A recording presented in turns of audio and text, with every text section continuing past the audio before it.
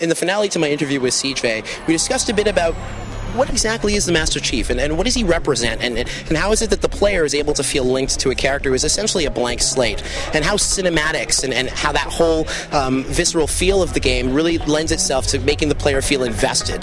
So we had a lot of really interesting points to make about this. Let's have a listen. We make a lot of effort in ensuring that a cinematic begins with an action from the Master Chief, and so very rarely does the player walk into a room and a cinematic start without the player doing something to initiate that cinematic. And so when you accomplish that, and when it works well, a lot of players don't even realize that, hey, I'm in a cinematic now, because they feel like they did it themselves. They don't see a difference between the Master Chief and the cinematic and the Master Chief as themselves in gameplay. And that's when, I mean, you just get chills when you hear them talk about that. How much do you have to pay mind to the fact that your cinematics may be invasive to the gameplay experience and inadvertently chop it up? When we're writing the script on a constant daily, almost hourly basis, we're like, how can we shorten this?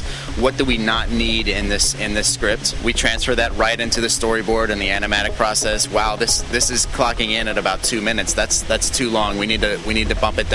How do you keep people interested in the cinematics? I know people often have the instinct to skip cinematics. What do you do to sort of make them as compelling as they are? Pacing is extremely important in any storytelling device, but particularly games, because the pacing can change depending on how you're playing through, right? You can play through at twice the speed of me, or vice versa, and the storytelling and the pacing needs to work in both of those experiences. And a lot of that is done through our music, which is very dynamic. Never before has Bungie been able to polish the pacing and storytelling of a game like we have on Halo 3. The last 2 weeks of the project, we played through the game over and over and over again. And every time we played through it, we made a series of changes. And during those 2 weeks, the game significantly improved. I 500 or 600%.